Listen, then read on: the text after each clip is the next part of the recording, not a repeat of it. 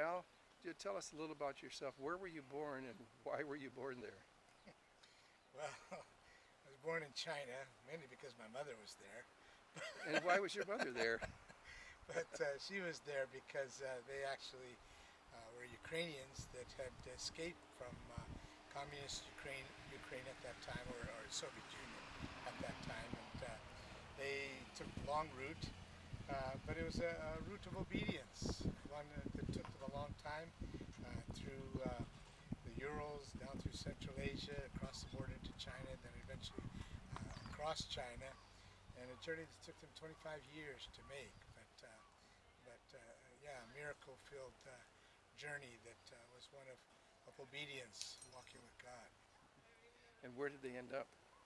Well, eventually, after coming out of China to Japan to the Philippines, we were picked up by a U.S. Navy destroyer and brought to the United States, San Francisco, and settled there in the Slavic community in San Francisco. Great. And maybe just one last question. How did you, from there, get involved in YWAM?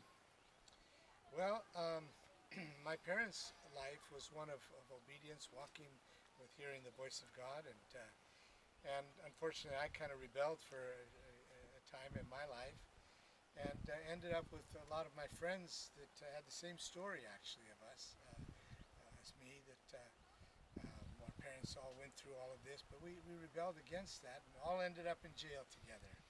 But in that jail I heard the voice of God speak to me, and for the first time.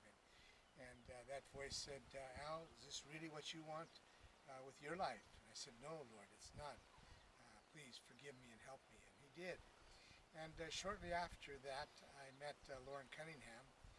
He came through, and this was a time when I was really seeking after God, and my life was turning around. And he challenged us to go with him and change the world. And so I did.